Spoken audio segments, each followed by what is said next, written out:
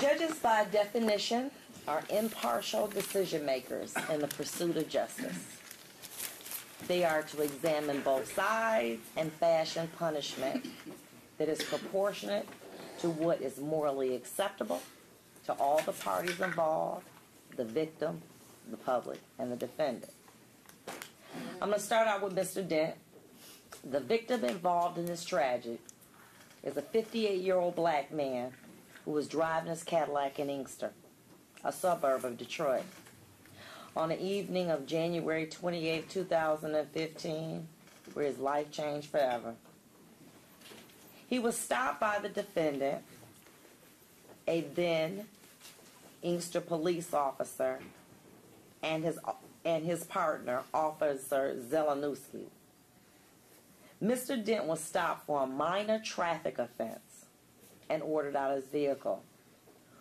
With his hands extended out of his driver's window, he was grabbed out, thrown to the ground, and struck 16 times in the head by the defendant.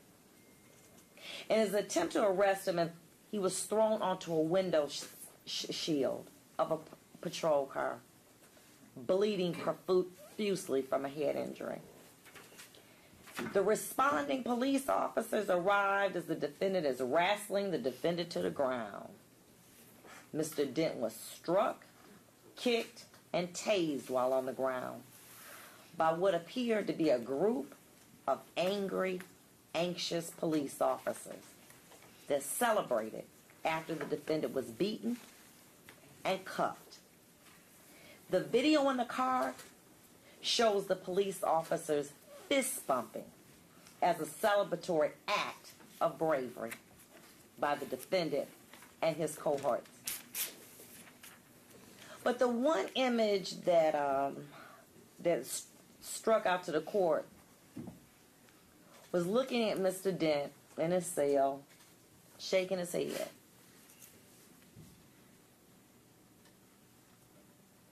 In disbelief of what had occurred to him. If his conduct was indicative of what he was thinking, I would have thought this: what crime did I commit? Being a black man in a Cadillac, stopped for a minor traffic offense by a group of racist police officers looking to do a nigger. As Police Officer John Zeleniewski, auxiliary police officer, testified in court too, in his response to a text, was quoted as saying, "At least give me the satisfaction of knowing that you're out there beating up niggas right now. LOL." How humiliating and degrading that must have been. He was left in a cell for a number of hours before getting medical treatment. But after hearing the defendant and his fellow officers joke about his injuries as they were wiping blood off their uniforms with disinfectant. 2015. Please be quiet in my courtroom. How does this happen? I'm going to tell you how it happened.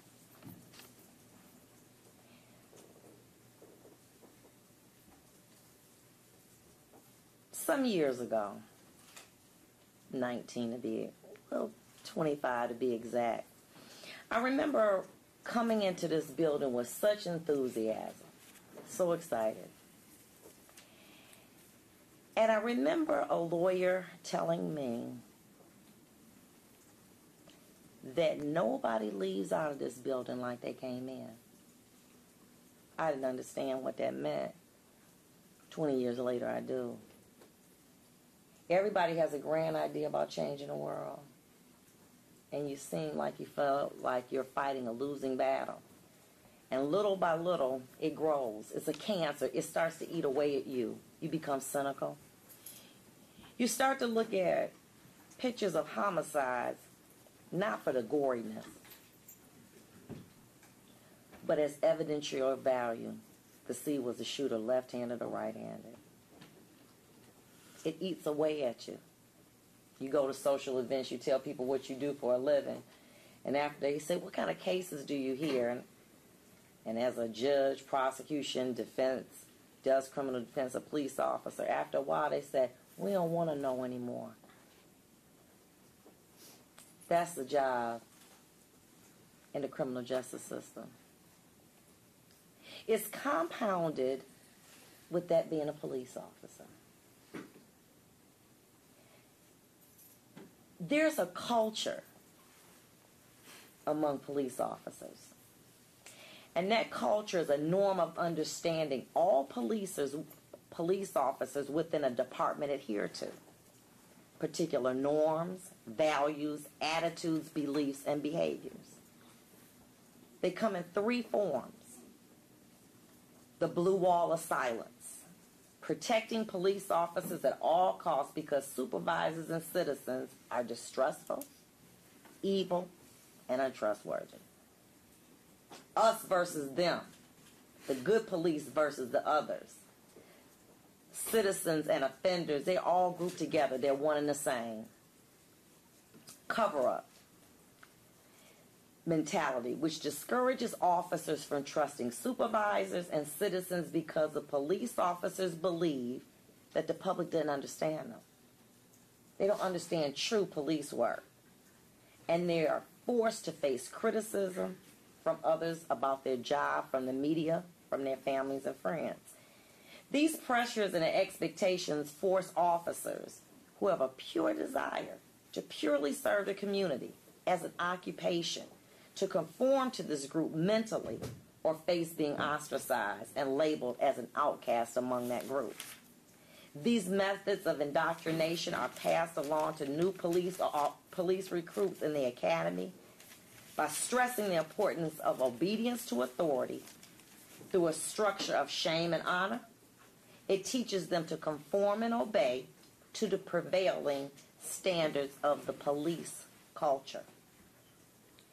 Field training, the recruit gets a reality check of what it's like to be out in the city. They then begin to shy away from what they've learned in the academy, and automatically they become a prototype of really who trains them. It's horrible, and it's worse than when cities that lack resources to properly train its new and existing officers with methods to combat this culture and adopt new ways to handle the stress of the job. One of the things the prosecutor says is that we want to deter other police officers from behavior like this.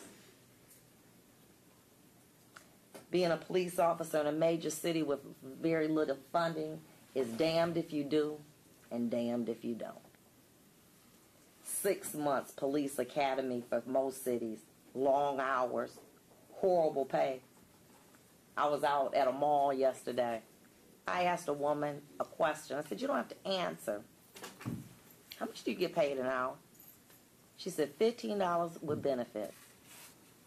Well, guess what? That's more than what Inkster get. They don't get benefits.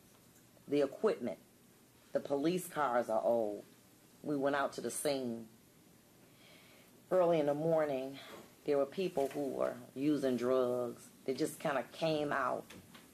And the only thing I could imagine was the only thing that is separating these people from drug selling are the police officers that appeared in my court. Many of the cars, the tires are almost bald. No support services for stress. No mandatory counseling for police officers. We rather put money in technology by buying bait cars and surveillance cameras. But that doesn't reduce crime. It doesn't deter it. Properly trained police officers do. According to Law Enforcement Today, a publication, police officers have the highest rate of alcoholism, divorce, drug abuse, suicide. Their life expectancy is 10 years less than the average American. Police are human beings too. They feel despair and they have ups and downs. Their job is made worse because they see on a daily basis, more than any other occupation, the worst behavior that people can inflict on one another. They go to work every day with the knowledge that some of the people that they are sworn to protect and serve want to kill them. The media and their bosses scrutinize their every move, and they get paid worse than security guards at malls, whose the worst crime that can be committed is shoplifting.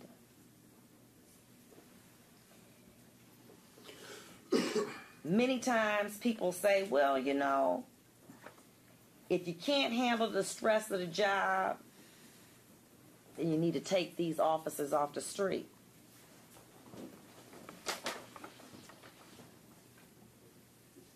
But how do we as a community expect superior services from police officers who are making security guard salaries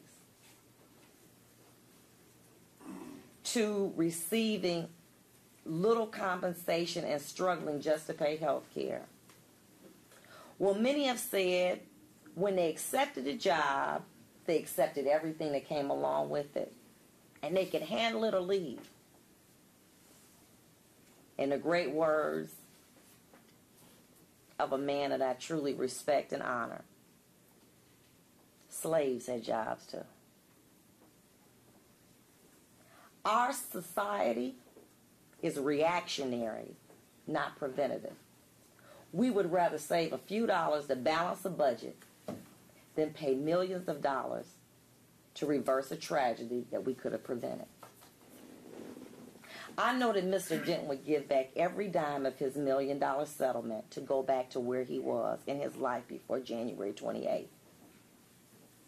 I wonder what would one half of that $1.4 million settlement awarded to Mr. Dent have done for the Inkster Police Department?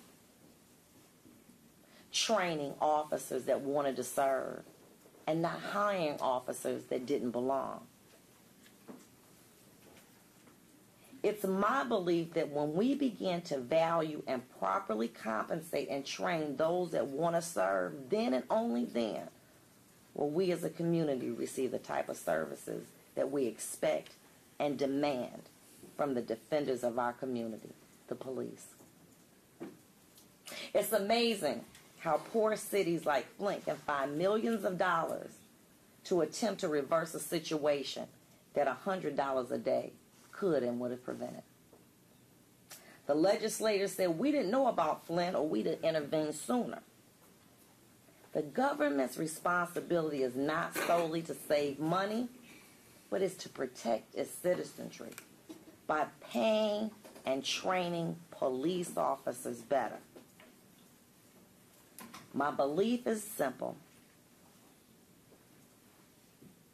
If we don't invest in our police officers, we're going to see more incidents like the one that I'm presiding over today.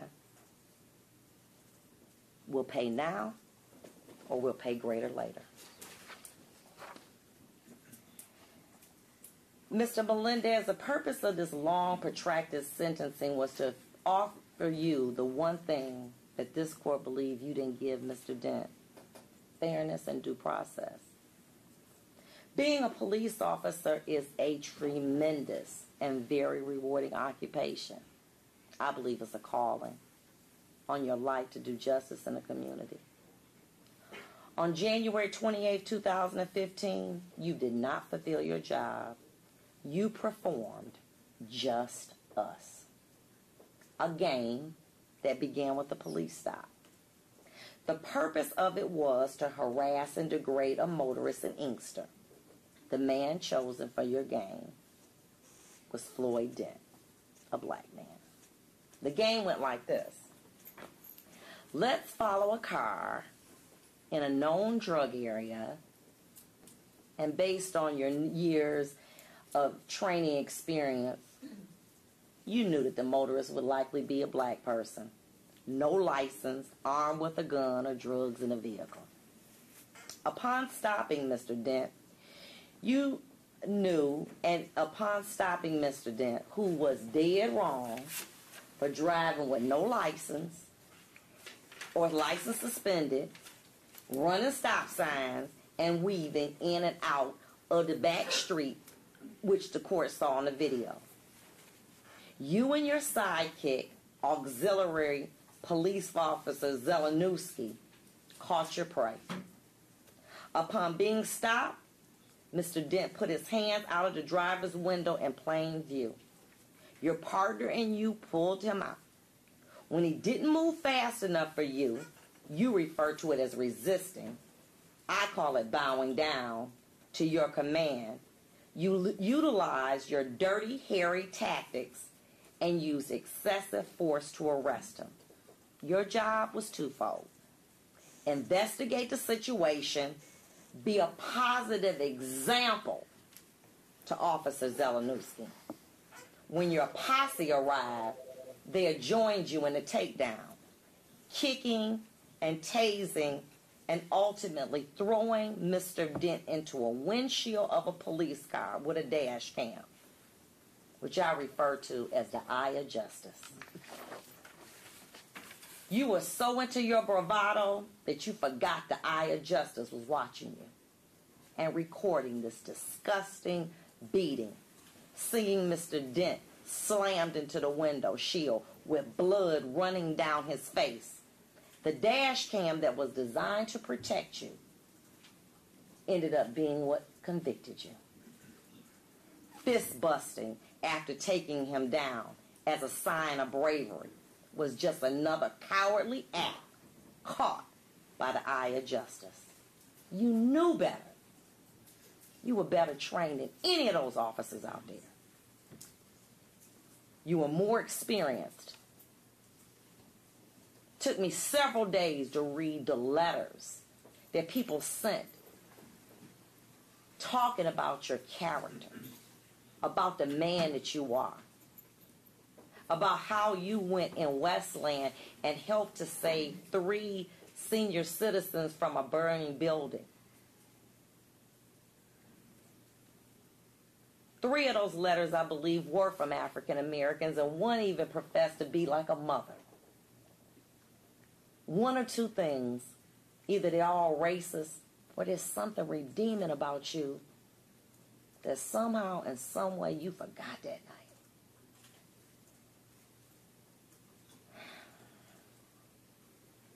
The way you denigrated that man was awful. Who would know and who would care about a lone black man being assaulted by upstanding police officers? Boy, were you wrong. They say that what you do in the dark will eventually come to light. And yes, it did. It became a worldwide example of what the police is not about, and that's brutality. At the station, the other eye of justice captured you and your posse making fun of Mr. Dent, mimicking him struggling while you all wiped the blood off your uniforms with disinfectant while he watched. Such an awesome, caring, properly trained police officer. You led your fellow officers down a path of cowardly behavior. But today you will pay for it. You will pay for 2 things. Not being an example of greatness, which I know that you are from all the letters of support, awards, and commendation that you have shared with this court, and resorting to cowardly acts of barbaric behavior that led you to be convicted of these crimes. There's an old saying, it ain't no fun when the rabbit's got the gun. It's equally applicable when he has the video. The eye of justice in this case. You betrayed your city. You caused your lovely wife heartache. And you caused Mr. Dent severe anguish. And finally, in the words of Vicki Yost, your commander, accountability is required to ensure continued community trust and healing. Today, I can only punish your conduct but only you and God can change your character. I've had an opportunity to listen to both sides. And I had to say this because I didn't say this during the trial. But it was my privilege to be able to oversee this trial because I had great lawyers. And great lawyers make jobs real easy. At this time, I am going to commit you to the Michigan Department of Corrections. However, after weighing the allegations in this particular matter and looking at all the circumstances, including what you've done and who the person I really believe that you are, I'm going to commit you to the Michigan Department of Corrections as to count 1 for no less than 13 months, no more than 10 years. As to count 2, I'm going to give you 90 days credit for time served and close it out. The court's going to give you 85 days for credit. You have 42 days to appeal my decision. That concludes this matter. Thank you.